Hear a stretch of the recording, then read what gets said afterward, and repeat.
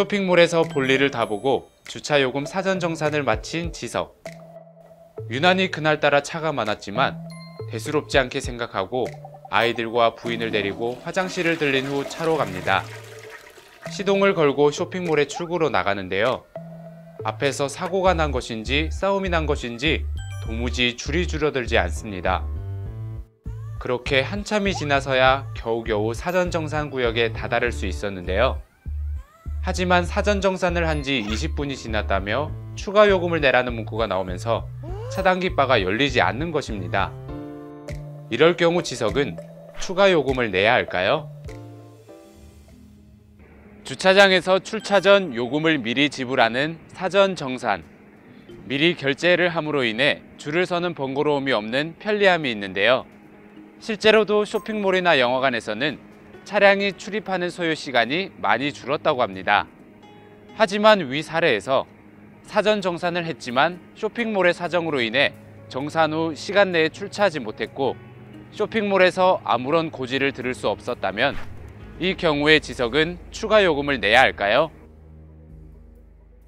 약관규제법 제2조 1호는 약관이란 그 명칭이나 형태에 상관없이 계약의 한쪽 당사자가 여러 명의 상대방과 계약을 체결하기 위하여 일정한 형식으로 미리 마련한 계약의 내용을 말한다고 규정하고 있고, 같은 법 제3조 제3항과 제4항은 사업자는 약관에 정하여져 있는 중요한 내용을 고객이 이해할 수 있도록 설명하여야 하고, 이를 위반할 경우 해당 약관을 계약의 내용으로 주장할 수 없다고 규정하고 있습니다.